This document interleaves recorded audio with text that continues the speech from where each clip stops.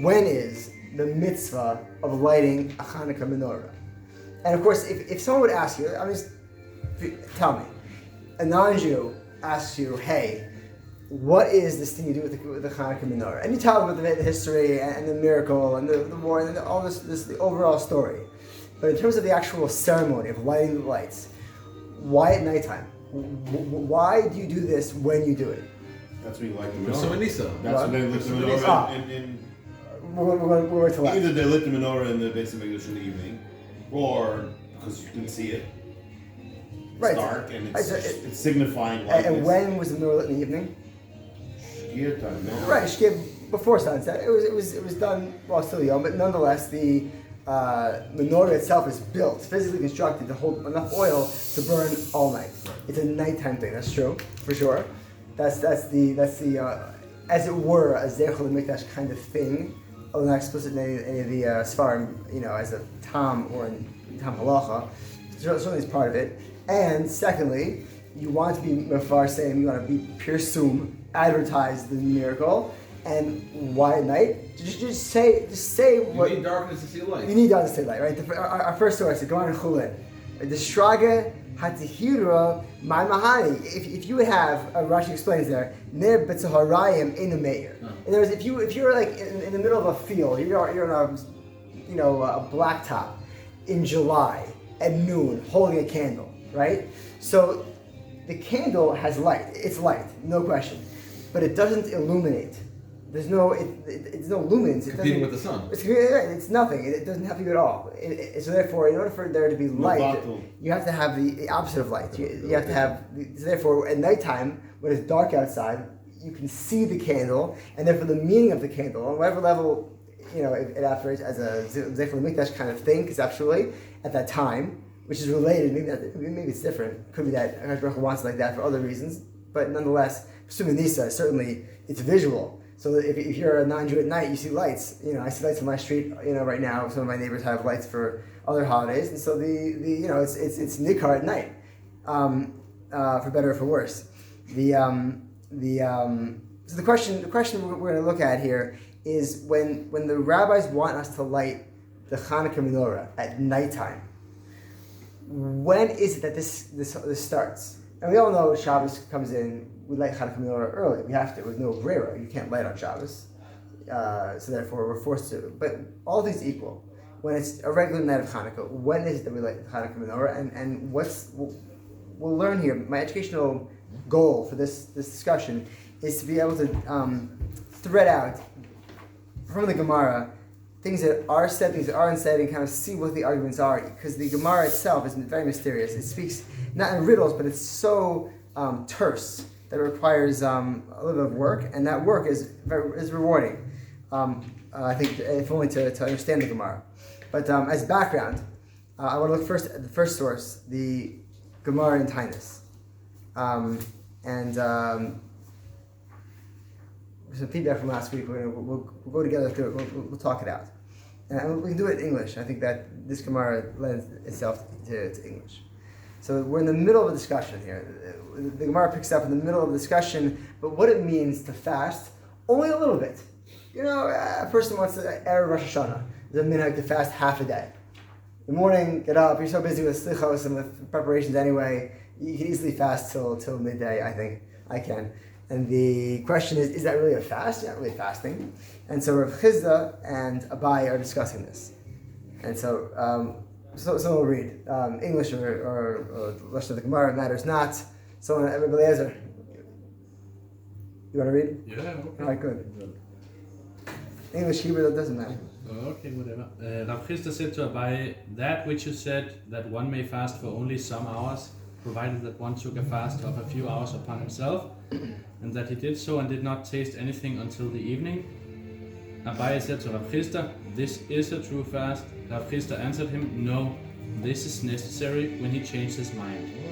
Right, so the gist of this is that when a person, Rashi explains here, that when we speak of a fast when someone, let's say, had in mind to have a regular day, it's not fasting. and he's so busy. He's so tired. I didn't come to Rashi in Hebrew, but he's so busy. He's so burdened with life. He finds himself, suddenly it's midday. He hasn't had a bite to eat the entire day. And he's like, I'm already fasting half a day. It's a Thursday. And so you can fast on Thursdays. Certainly Shulchan Aruch.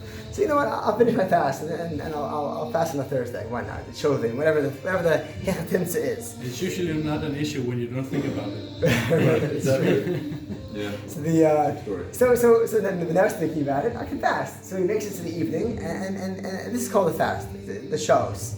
The Kunaf Kamina is that there's no Kavanah. It's a discussion there in the Gemara. But in the Hebrew, I just to point out an aspect of this. The Rav Chizda says that he's fasting, right? And he hasn't tasted anything until the Erev. What is Erev? What does Erev mean? I mean, literally. Like, Ha'alev Shemesh. It's on the Shemesh, the sun starts to go. So it could be any time past midday. Right, so in English, how do you say Erev in English? Eve, evening. Right? Yeah. So the sky evens out. All day long there's bright yellow thing called the sun, as we perceive it. There's blue of various shades. And sunrise and set, there's, it's evenings when the sky goes from various shades of brightness or blue into one constant black. Or the sun's just even in the sky. It's not, it's you'll go north, south, whatever, left, right. It sits right in the middle. No, he's saying is that Definitely all day the sky is Right, changing. the evening is when the sun is Right? Because if the sun is on this side, it's changing. not As bl- it's it's going not blank, through, though. through all the right. all But the phases. sky evens out. The evening. Generally, where the sun is going to be the brightest part of the sky. Right. Once the sun has gone below the horizon, Right. then it's like a more even color. Right, so the evening, Yeah. it's a verb. Well, it's a noun. I'm saying the verb aspect of the noun is that Then it gets the darker and darker. sky is evening out. Evening gets So straight. and- It's constantly dark. in Let's try and Hebrew, have one conversation at a time, otherwise it gets what's confusing. it? So and with the music here also, it's fighting. But I know. what's an eruv? For an eruv techumen, right? The eruv of the strings, the mechitzos that we see in the streets for It Shabbos. makes everything equal. Right. We all send shutaf. So literally, an eruv is a merger, like in Excel, bad mashal. When you merge cells, you have the different. You're familiar with Excel spreadsheets, maybe not. So you merge cells. You take one line of separate cells, and you break away all the barriers inside, and now it's one giant long cell. They're behind you. Oh, there you go. So you're merging cells together. So the idea of eruv, which erev is that evening out, the merging, as it were, of the colors of the sky. The concept was like flavor. Yerav lo yidusecho, the line in Nefesh. Eruv can also mean like eruv can mean sweet. Right, harevna, conceptually it's the same kind of concept. Anyway, the bottom line is that what time is that? When is the sky evened out? And like you said, even though the sun's below the horizon, there's still, as the Gemara, I didn't bring it here, but later on in Shabbos, the sky is red in the west. Sorry, in the east rather during sunset, and the sky in the west, of course, is like fiery and bright. And then the sky goes through various changes, which for the Gemara later on and in our Gemara is not so clear when is what it's talking about. It's very mysterious. There's no snapshot. Moshe Feinstein went on a rooftop in Brooklyn to ascertain for himself what these things were. He had his own conclusions based on New York City's setting and the sky there and time of year. It's not questions. So the Gemara goes on. We keep going. To take us through Rav Chizda. On Rashi? Said, below Rashi. What? Below Rashi. Okay. Next. And Rav Chizda said, any fast upon which the sun does not set, it is not called a fast. And there he uses the word Shak'ah. shaka. What does shaka mean? Shkia. Shkia. What does the shoresh mean? Shaka. In Tanakh, in the pasuk in Yechezkel, it means settling, like going down, going into. So when you have a bottle full of A sheka. You have a sheka, it's like you have a teka and a sheka, an outlet. So the male aspect is a teka, right? And the female aspect of the outlet itself is called a sheka. The because it goes inside. It sinks in, right? Yeah. So when you have lees, the pasuk has lees in a jar settling. when you invest money, you're shokeah, right? Right. So sunset is almost like the sun's gone. Like in English, there's a finality. It's like the sun has set. Like that's it. It's over. It's nighttime, and there's no sense of the word that it's like going to come back up, or it's it's very final. An investment is with your money back. So I'm shokeah. I'm investing in this property, in this business venture, because I want my money back. I want a return. So the term is softer. That's my point. So the sun goes below the horizon, right? So we're going to see that what that means is not as final. Like in the New York Times, any paper, they publish sunset. Like that is it. The sun is below the disk of the sun. The pnei hachama goes below the ofek, below the horizon, and that's it.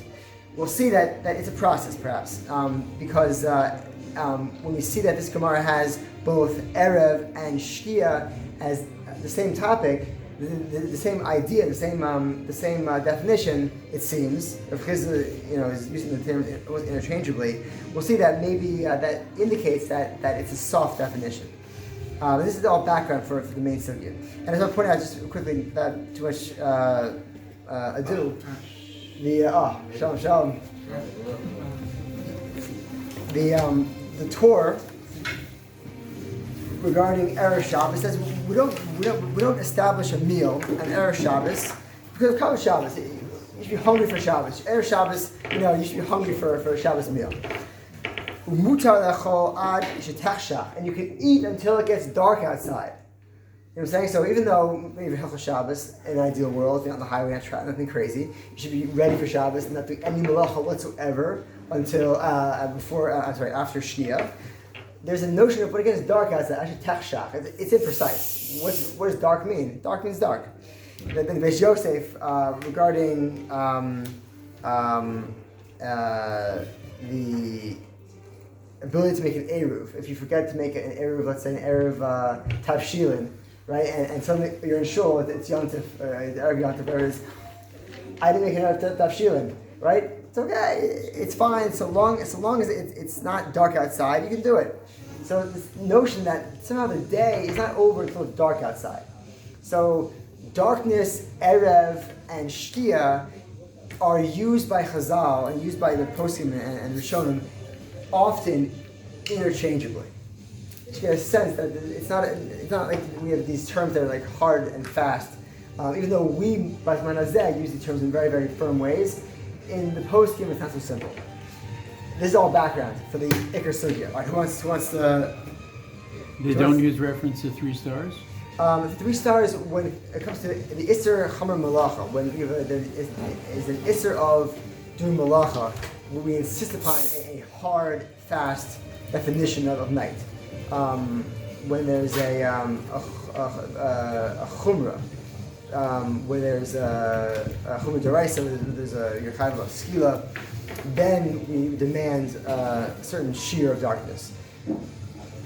But as we'll see, that shear itself is when that time is not even so clear. That is the Hilchos Shabbos question. It's related.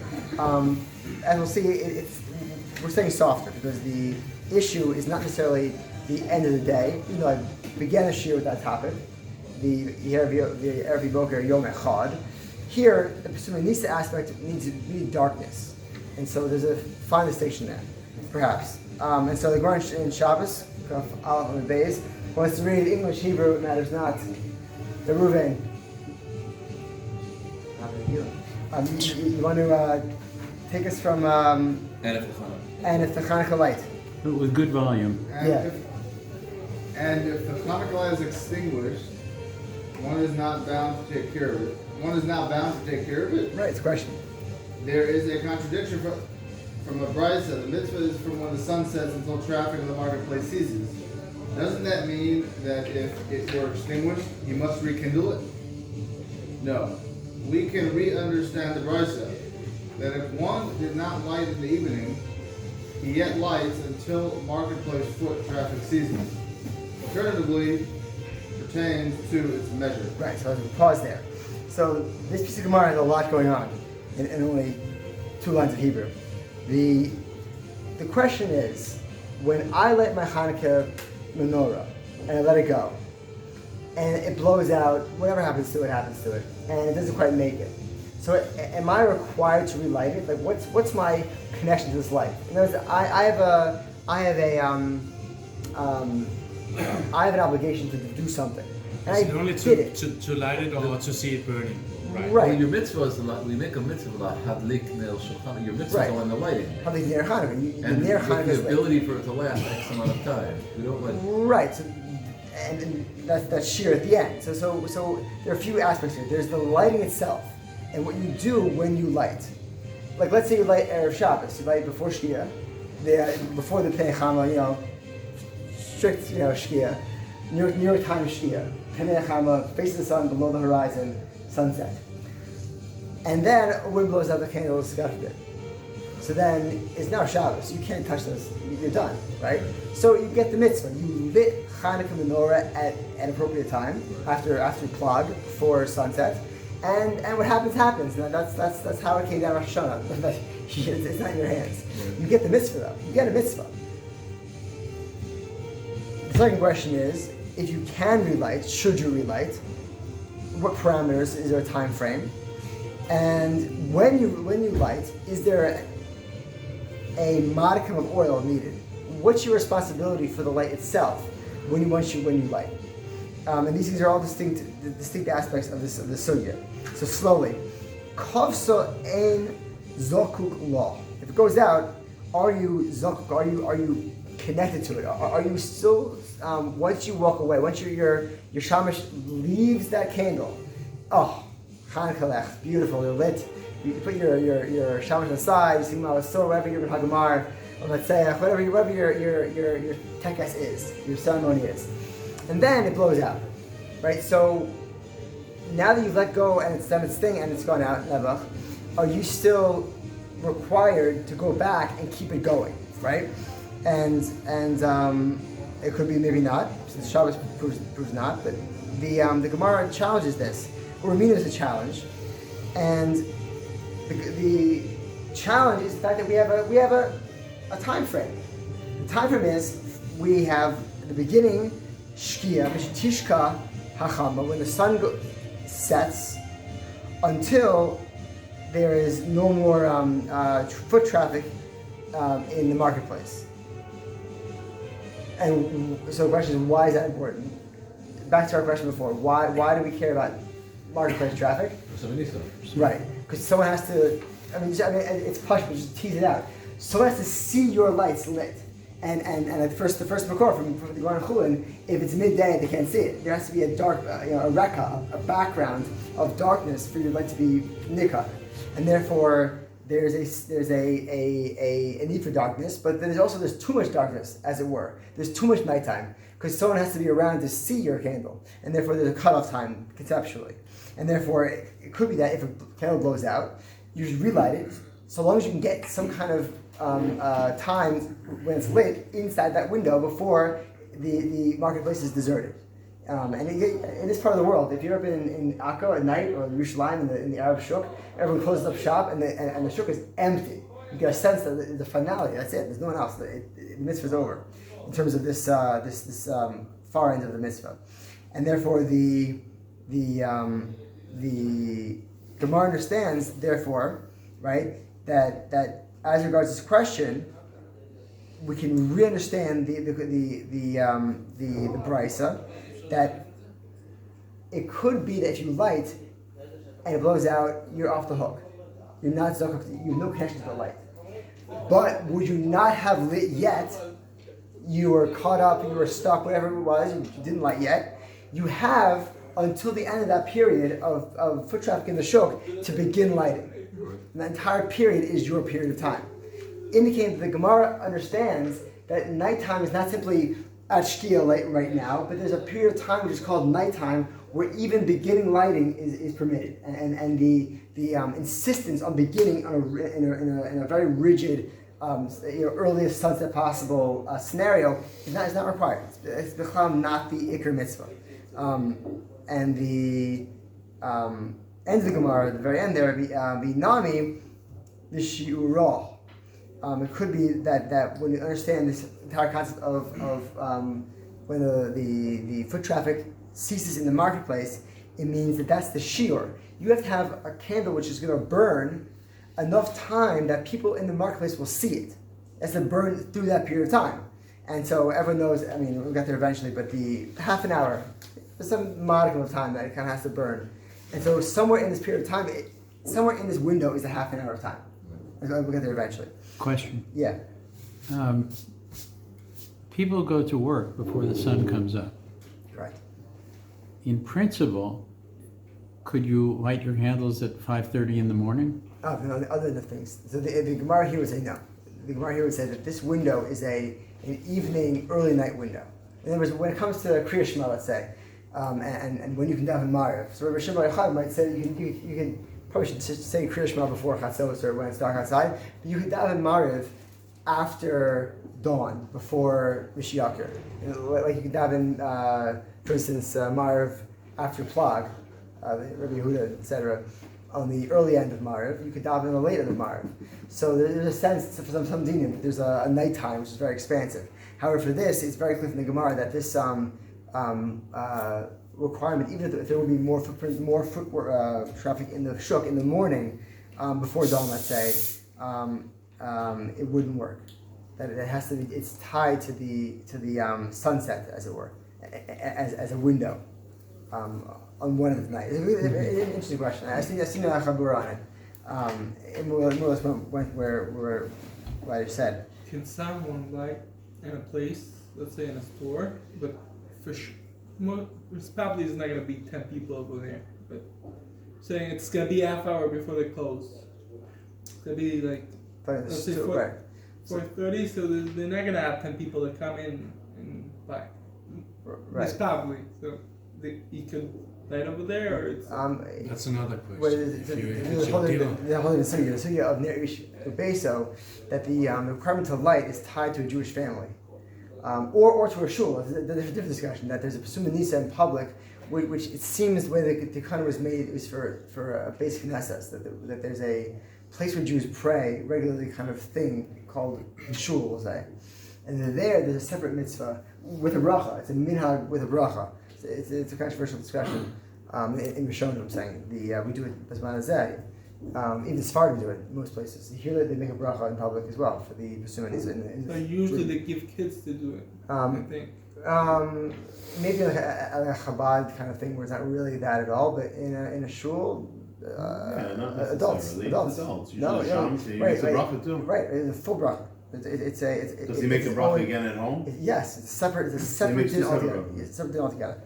But it's only home and shul. Right, but shul also in the morning. When we discuss the idea of seeing the lights, the hakara of the light, seeing that it's bright against dark background.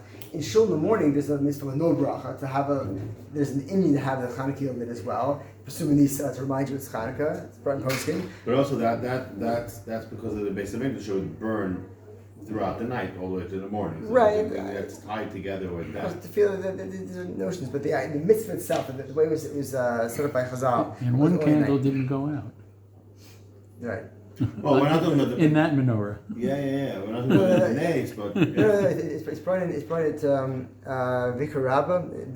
It's Tanchuma that in Bayis Sheni during the tenure of Shimon HaTzadik, every night the Ner Ma'ariv was lit every single night. There's a Hanukkah mitzvah, a miracle as to where every single night for the entire time. Anyway, Chazal talk about these things, but nonetheless, as pertains to Hanukkah, going forward in the Gemara, we'll finish the sugya. Wants to read? Take us forward. Yosef, Yitzchak. Regarding until traffic in the marketplace ceases. Until when? Rabbi Yochanan says until foot traffic of Tamodei ceases. Right. Tamodei. What are they? Who are they? So Tamodei, as Rashi says, where you translate Rashi. I mean, literally, Tamodei are appeal from Talmud. In a sugi in Nida. And it's also a Gemara in Yevamos. They were Jewish. It seems they intermarried with the lost Shvatim, with the Shvatim in Syria. Intermarried. That's a whole story. They may have actually been Jewish, sort of. the suffix, the mamzerim, it's a whole discussion there in the Gemara in Nida. It's Rashi and Nida. Anyway, but the Maisa, Rashi here says, Talmudai, wood choppers. What's that? It could be that the term more from being just this tribe in Syria as a slang term for like anyone who was a wood chopper, like workers. Yeah. ומתעכבים בשוק עד שהולכים בני השוק לבתיהם. They would procrastinate in the shuk or get held up in the shuk until people would go home. משחשיכה, when it gets dark, מעבירים בבתיהם אור, and they would go and kindle a light in their homes. שצריכים לעצים ויוצאים בכל עיניהם. Basically, it seems like they were like the פיצוציות of the shuk, like they were open 24. Or latest. Why? Very good.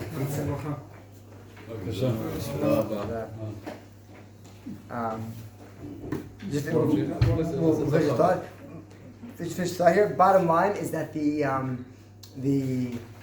service they render is making aliyah. A big thing when I moved here is that there's no gas line from the city. You have a gas balloon, right? The tank. If it goes out, you need gas like Erev Shabbos, Erev Yontif. It runs out. You need gas right now. These guys hung out in the shuk selling wood because we need wood for cooking at night. You need wood right now, and so the window for this. When you hear rabbis and poskim tell you, wherever you are, if you're shuk outdoors on the Upper West Side, for instance, wherever you are in Carmiel, maybe it's earlier. This place closes down pretty early. Some places, some cities, are going late. Places like Bnei Brak where there's chevra on the streets, until 1 in the morning. Your shiur, the measure of what it means that the market has foot traffic is different.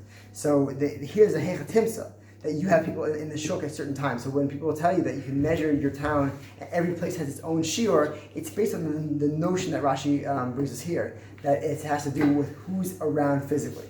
It's not simply it's not tied to the sky or some kind of fixed valuation of like what a shuk should be. But then Rashi is saying that it's the latest moment.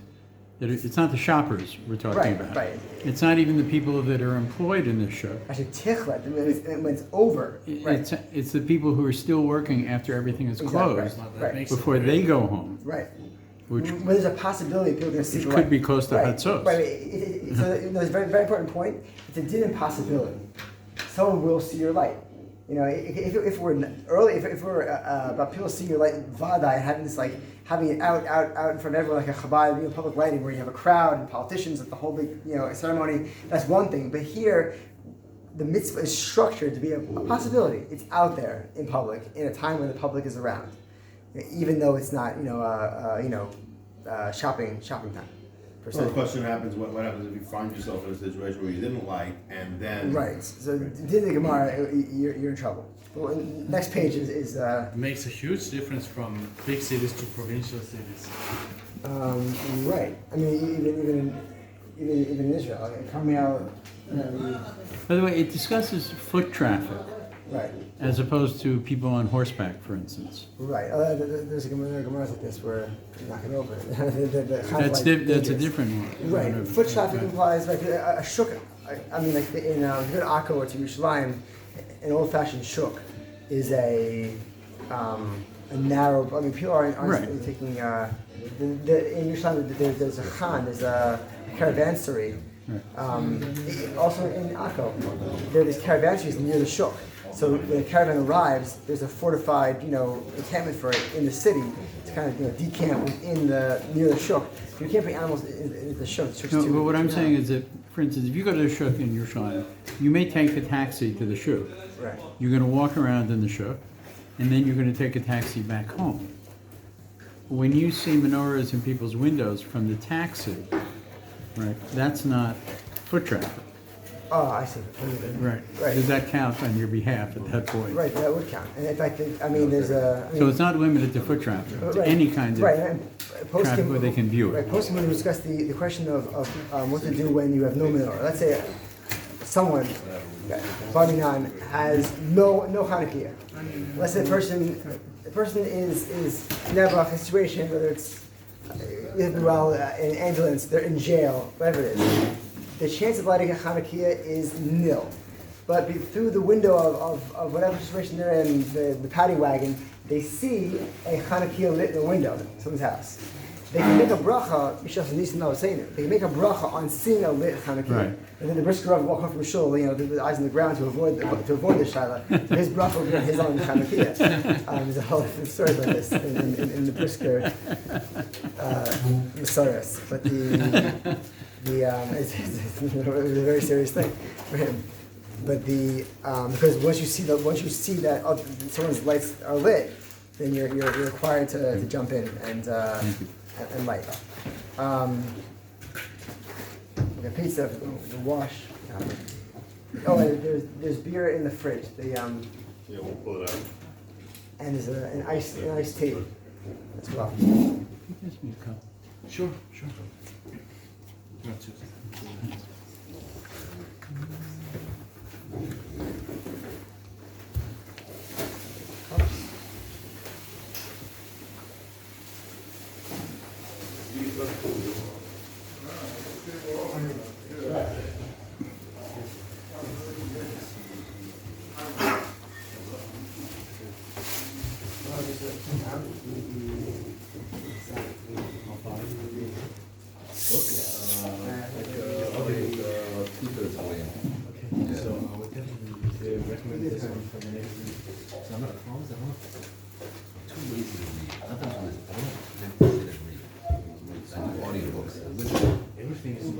This isn't. No, this one is not valuable. Sure. It's a good enough read. Then maybe I'll try to find some time.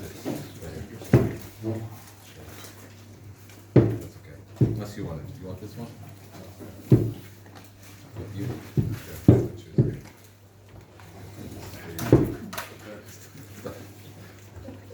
Yes, Shkoyach to Dr. Abrams, thank you very much. it was family. Right? Shkoyach. Sponsored pizza. I was given a toppings, preference, and I allocated them to each pie as I saw fit. Which one is favor in your eyes?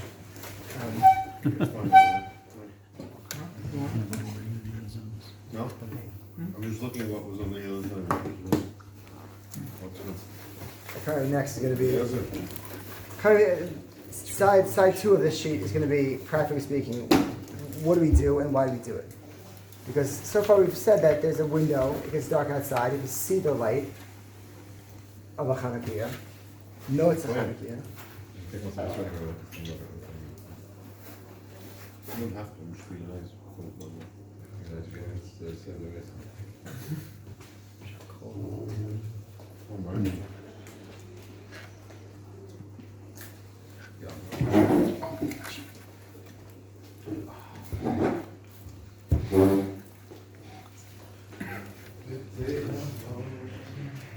Second side is long, but I want to move through it.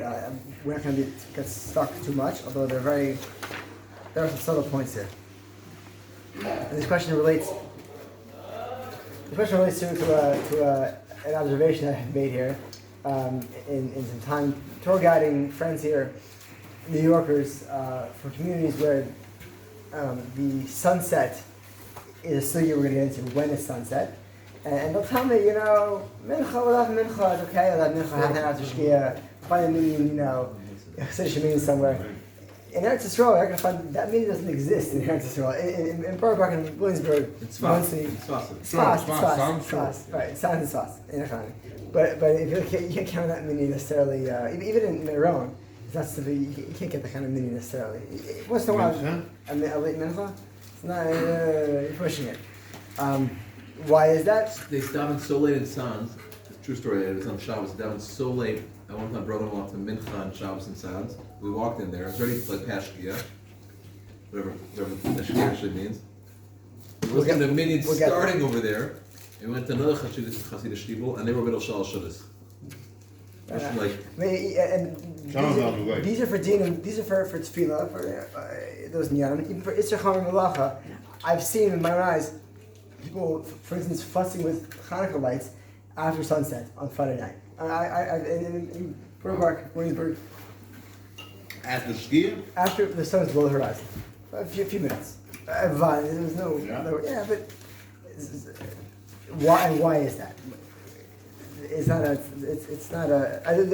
we said before, but Kiba Eger in a letter writes how he did Isser Malacha D'Oraisa after the sun went below the horizon, what we call sunset in New York Times Lashon, sunset in common parlance, because that's not how we define sunset per se, and we'll get there.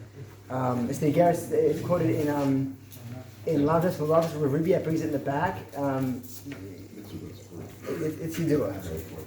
Rambam Ladina, Hilchos Chanukah, Rabbi Rabbeinu Yonday in his house. When do we light a Chanukah? Ein Madlikin Chanukah, Neres Chanukah. We don't light before sunset. Gives a Chama. Rather, wait, Rambam says, Chanukah, according to. Right, Ela im shkia sa, with the shkia. What does that mean? He means lo me'achrin v'lo makdimin. Therefore, it seems that from the first line of the Rambam, he means you light at sunset. And what does sunset mean? Ram is understood as following the Gaonim in this. He's a Yerushalmi Yid, and Gaonim. I mean, the cheshbon of the Rambam is not for the shir, but it's understood that in general the Rambam is going to follow, if not Yerushalmi, the Gaonim for a lot of these things. The Gaonim understand sunset is simple. The face of the sun is below the horizon. That's called sunset. Period. End of story. We're talking about Ram Tam and this sunset and that's at angles. It's sunset, and therefore, if you're a Rambam Yid, you're going to light right away, and therefore, would you forget Shukach or Hizi? So in terms of Shkia Stam, he would say you can't have mincha after that also? They should have mincha first, probably. No, he's asking the Bichlal, if the right, Rambam saying Bichlal, Shkia sunset, right. to the second the circle of the sun goes below the horizon, you can't have mincha. So this is part of our question here, because there's two things. There's the din of daytime, right? So for instance, like Moshe Feinstein in New York City understood that there's enough light from the sun below the horizon that in the summer probably, in June, in the solstice time, you have an 8.5 minute period when there's enough sun over the horizon that it's vadayom. Okay. No, he said you can be Machal Shabbos, or you can be the Evet. That's you're pushing it. Mincha, for instance, he himself in the mountains with Hasidim, he would say Tachanun in that period. He would treat it like a Vadayom, and he would for many dinim. So it could be that the Rambam would agree that maybe you could rely upon a bin Tam and build his poskim for mincha after the face of the sun is below the horizon. But as pertains to the need for darkness, the need to see a light for the Pesumah Nisa aspect of this is a different thing. That you should light because the visibility of that candle begins at the sunset. Even if there's some modicum, there's some kind of a minimum shiur of foot traffic time when it's definitely Hanukkah, definitely that night, which may be a later thing. But the mitzvah begins, and once the mitzvah begins a certain time, that's when you do it. Not earlier, not later. And so he says, make a difference of the first day or the last day. Right. I'm giving you the Bais Levi, and I'm presenting this to you with a brisker slant. That's shot in the Rambam in this perspective, and therefore, if you would forget or you would be negligent intentionally and not light the low hidlik, shkias achama, and you would not light at sunset precisely. You have that whole period. He's telling us what the Gemara means. The Gemara means that therefore it's a window. Become whose manzeh, kamo chetzi sha'a or yoser or yeser. You have a half an hour. Somewhere in there, there's like a half an hour of time. Would that time begin at sunset? Unclear. It's not clear what he means. There's a sense that maybe not, but there's in other words, there's the sky astronomical analysis of when it's dark outside, and then there's the question of who's the Seir Chanukiah, who are the locals in the shuk who could possibly, plausibly, reasonably, and expectedly see your lights burning. And those would be different things. So therefore, if you let it sunset, you're going to grab at one end firmly the mitzvah of that time period, even if maybe theoretically you're a little on the early side. Nonetheless, you've got the mitzvah in hand because it's going to begin eventually and soon. But what we're saying is you're lighting when the sky is light. Right. It's not precisely. But there's no competing sun, meaning there's no actual face of the sun in the sky. Right. And I'll say it now. I may forget. So as pertains to this, the Moshe Feinstein as well as Rav Eliashiv Satzal Zichrono Livracha, they both were noheg to light, whether it's New York or it was here in Yerushalayim, Mahavdil, 10 minutes after Shkia. So when the sun goes below the horizon, 10 minutes later. And they felt that maybe sunset is not so dark, but 10 minutes on, it's dark enough that my light is nikar. It's noticeable that it's special. It's not some kind of a. You can see the light. Where's the main Pursuit Nisa? Near Yishuv Beitoy, the main Pursuit Nisa is in the person's house. Right. So this is with that. So Basmana Zeh could be in the house that with the for Ashkenazim in light of the urban violence, the disruptions of the Crusades, etc. All kinds of problems in a medieval city was treacherous, and therefore it could be that in Medina, the Chachila, conceptually it was made this way, and then it's a fallback. When things are bad in Europe, you can rely upon the concept of Ner Ishu Beso being even the vehicle, the way to do pirsum in your own home, on your own table with the windows shut. Minig of many people is they would have to do it. Right, Chabad does it in the middle of the Right, house. the Stitch world has right, but it's based upon medieval. I mean, the Maisi you had to. But again, that's a minute today. So Right. it's not- Chabad is in the middle of the house, really? Yeah, in the house. Right, the house, right. The doorway That's is why many Chassidim in the house. Dafka. Chabad, I think it's on the doorway. No, in the house. On the dining room table or by the doorway. It's It's in not the the house. many You're Chassidim. talking about the outer doorway. I think it depends on which Chabad rabbi you're talking to. No, I know about attacking Chabad. There's different opinions. Supposed to light it across from the Right. the mezuzah. I understand attacking Chabad by families. And sometimes they have them in a door. It's not so. And they light it at Shkia. But again, in Chabad, my kids were in Chabad. Most had Crown Heights, real Chabad, Crown Heights Chabad. It's not sunset means sunset, and they'll tell you, yeah, it begins sunset. No one's like, and some yeshivas up here the Rambam, and according to the Gaon maybe, or certain many ben yeshiva, Shemazan Arbach, Yerushalayim, to light at sunset like the Rambam as soon as possible, and therefore if you call them close, and we'll go home to go light Chanukah as soon as possible.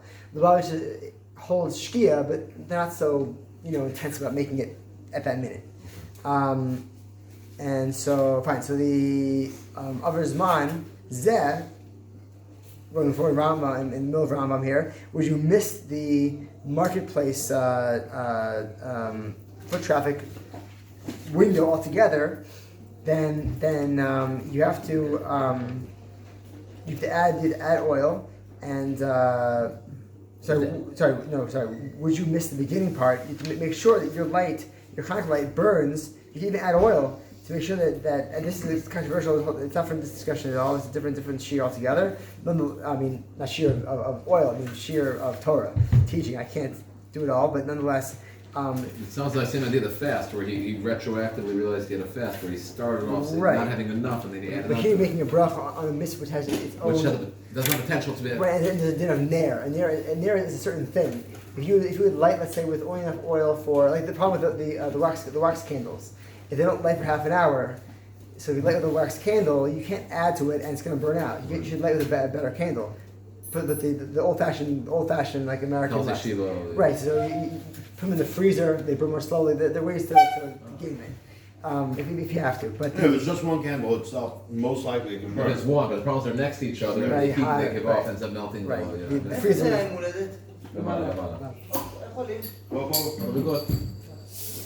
Fine. And he comes down and says firmly, Hadlika the kafsa, you light and it goes out. Ein zokuk hadlika pam acheres, it goes out. The din is once you've lit and it's in an oven where there's enough oil theoretically, or it's in a place and time when it's supposed to be lit, it goes out. You're not connected to it at all. There's no need to relight it. Would the light keep going after the shuk is totally deserted and that window has expired? If you want to put the candle, you can blow them out. Weigh them out. Whatever your minhag is, up the Indian, you can extinguish them with the flames, and the mitzvah is over. The Mordechai jumps in, and this is, for most of us, Ashkenazim, I mean, many of us, growing up, what did our families do? I mean, when everyone's home from work and stuff, you light, and it's dark outside. It's dark outside. It's really dark. I mean, you're in the window, of foot traffic in local, supermarkets. People are out and about. It's still the window for sure. But I mean, people weren't necessarily so marketed. And it's not simply a modern, Maybe North America, or but go in northern Canada. Right. The USA, but you go in northern Canada, you go to England, where Shkias 10 o'clock at night at some point. So the common midnight. People come home from work. Right. Even common midnight. I asked my grandmother, grandfather, how their fathers lit. They said, after Marv. Back from Marv, they lit. Feels like Am I at 3 crazy that I o'clock. was taught after taste? Northern Canada in December. So the Mordechai, It's like 3 o'clock. the Mordechai brother was killed. Sheshet Avenger's blood in a medieval in the Rindfleisch massacres. He himself was killed in the kind of pogroms that were part of the story of lighting indoors. He writes mitzvah saw mishatishka achama. His lashon is going to be is copied, recopied. It's a source term. You guys will see as it goes on. You light when the sun goes down. Pirush, misof shkias hachama. From the end of shkias hachama, what does that mean? The end of shkias hachama. If it's New York, I'm calling crassly New York Times sunset, when the sun face goes below the horizon, then that's sunset. What does the end of sunset mean?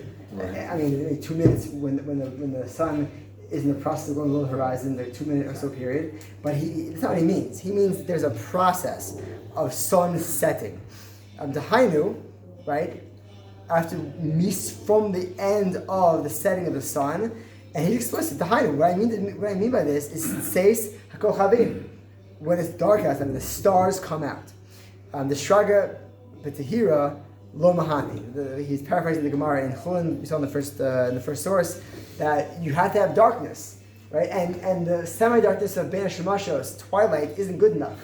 The twilight, the two lights kind of Bein HaShamashos, semi-darkness isn't good enough. You need real darkness to light a Chanukah menorah. Who is this? This is the Mordechai ben Hillel.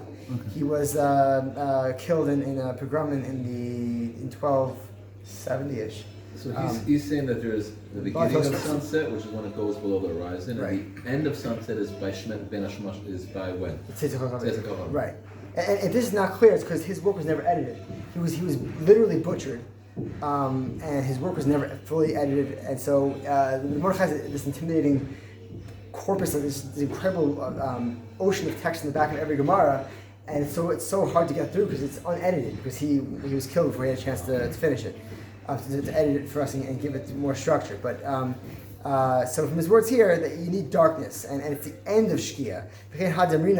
He quotes our Gemara we saw earlier in Tainus, that you need that darkness, Erev, they go together, and when we speak about a fast, I meant to say this earlier on, that when we discuss a fast day in the second source on the first page, everyone knows, or should know, that for instance, Tisha B'Av or Yom Kippur, a real Tainus Sibor ends when it's dark outside. No one's breaking their fast before it's dark outside, like Shabbos ending dark outside, like a real dark outside.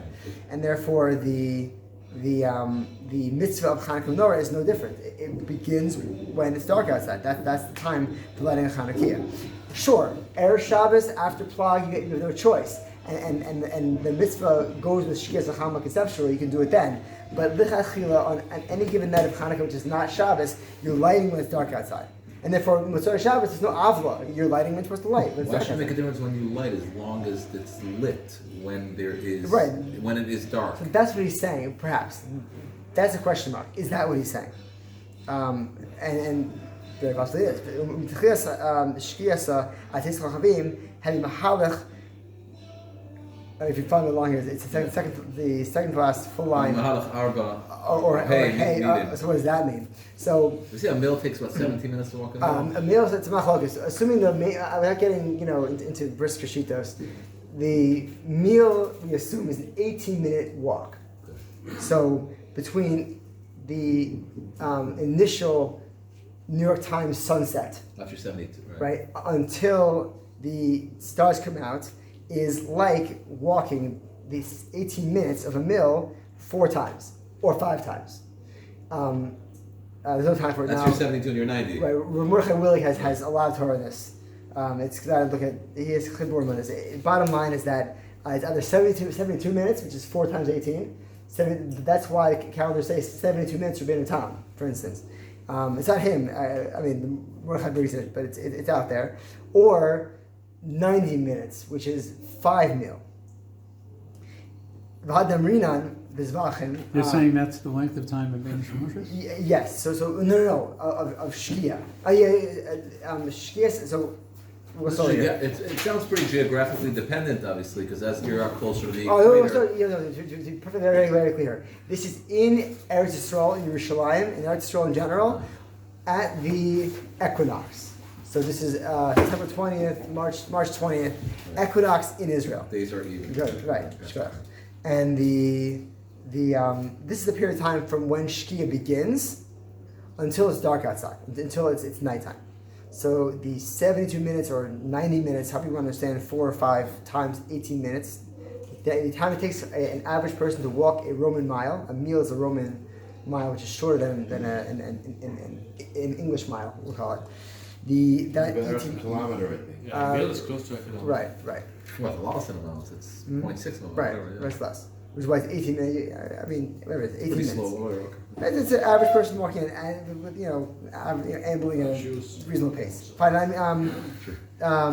So what we discussed, maybe it's off the topic here, but it sounds possibly relevant. The 3 stars. We talk all the time about 3 stars. Right. What is the 3 stars referring to? So the 3 stars we said before is an Indian which is tied to Isser Hamar Malacha.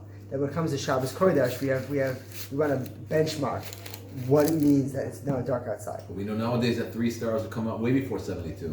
So the Gemara on Lamed Hay, which is our next source, when the Tosfos was there, gets involved with this topic. When is the eastern horizon at sunsets, dark enough, light enough? And the lashon in the Gemara there isn't very clear. What it means that it's dark on top, or how dark is dark.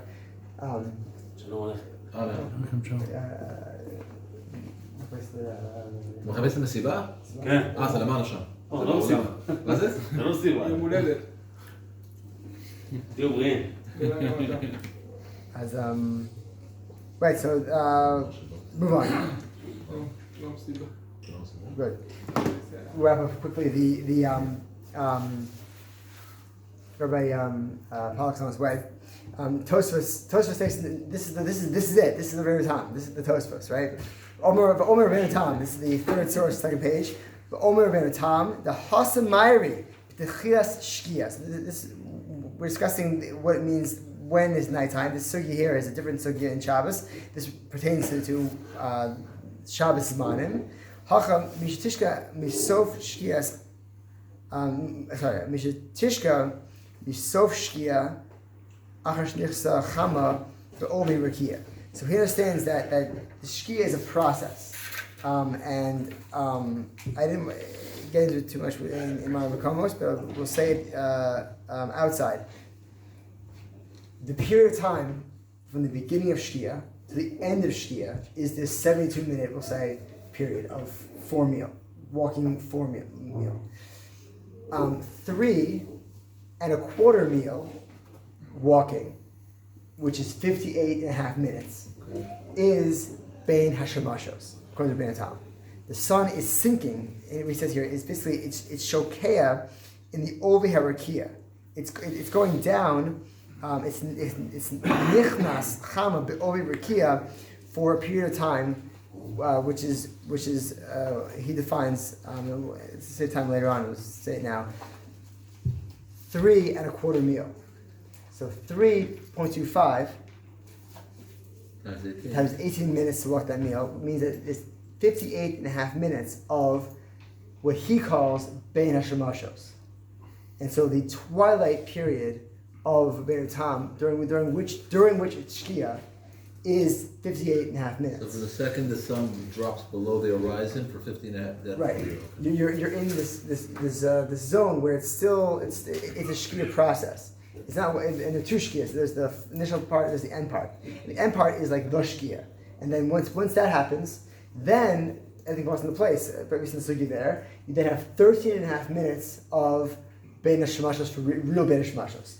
So you have the Shkia period, and then you have Bein HaShemashos. The Shkia, instead of being a single event, is this long, drawn-out process through which the sun is seen to be sinking down, and then once it's reached a certain depth, there begins Bein HaShemashos for 13 and a half minutes, and then, boom, 72 minutes, it's now dark outside.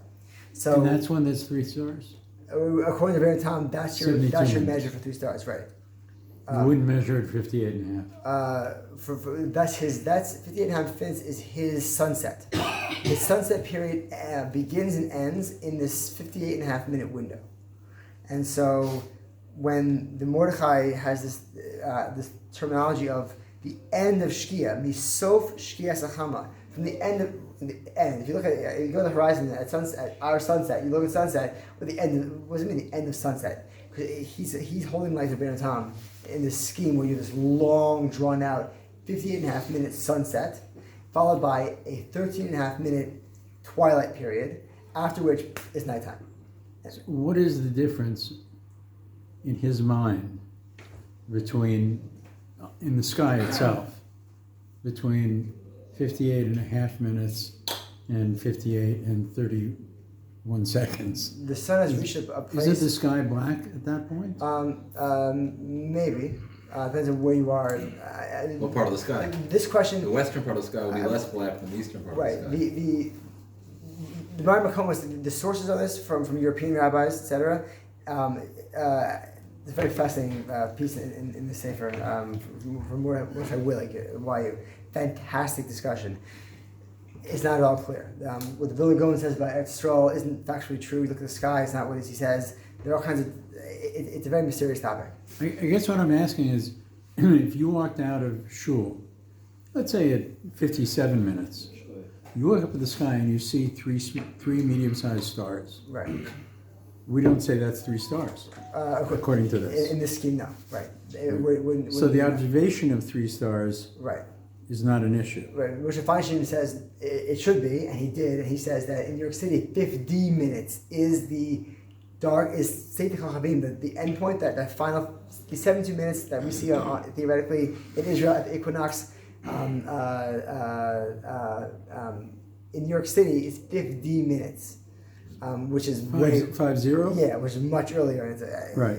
It's a huge cheshbon. So because he's saying you can walk out and see the 3 stars. Right. After 50 minutes. Right. It's so dark. It's the preponderance of darkness is such that because we see that Or the fact that you can see the 3 stars even with all the light pollution in New York. So it's amazing. Right. It would be much later than it actually really is. Right. Yeah. Meaning, The stars have to be strong. that's right. Yeah. Or it's to be later. Where there's, Yeah, as opposed to seeing it in a field somewhere. Exactly. Right, so You would assume you would see them earlier on. Yeah. So next source is in Torah and Shulchan Aruch. When it comes down to it, the mitzvah of lighting Chanukah menorah, misof shkiyas hachama. Mitzvah saw this in Torah. Misof shkiyas hachama al chetzi shah mihalayla she'az hayam over him. Bottom line is, he wants you to have half an hour of shuk time, shuk traffic, but it's from the end of shkiyas hachama, and therefore it's understood. As Shulchan Aruch passes in the next line, Eva Nichin Ner Chanukah Kodem Misha Tishke Hachama Ela Im Sof Shkiyasa. So we do not light the menorah before sunset, rather at the end of sunset. It's a very mysterious thing. Not before sunset, but at the end of it. Almost like he's not telling us what he means. So he's saying 58 and a half minutes after the sun goes below the horizon is the earliest you should light. Since he's using the terminology of Sof Shkiyasa, the Sof Shkiyas Hachama business begins, as it were, in the Mordechai, and he seems to be amplifying the terminology and scheme of Rabbeinu Tam. It seems that the Shulchan Aruch is telling us to follow this is Mishnah Brewer's observation in the next source. The terminology of Shulchan Aruch seems to be nudging us to follow the shkia of Rabbeinu Tam. And therefore the Mishnah Brura is going to tell us, I'll be ready to go in Rabbi Pala comes next few minutes, hopefully. The Mr. Brewer is going to tell us, therefore, based on everything we just said, you should light Hanukkah menorah at 58.5 minutes. That you aim to light at that point. And therefore, in terms of Marv, so in Carmiel, it's davening Marv, let's say, if you're davening Marv in shows here where it's 20 minutes after sunset, maybe it's better to daven Marv first. It's tadir, you daven Marv every single night. Therefore, Marv was first. You daven the minyan, and then light after Marv. So those of us who were raised with lighting, after Marv, that was the minhag. It's not simply a minhag, but that was kind of a practical convention. It has a source in the Rishonim, even the words of the Shulchan Aruch. Even though others were makpid, for the Chazon Ish lit at 20 minutes after sunset.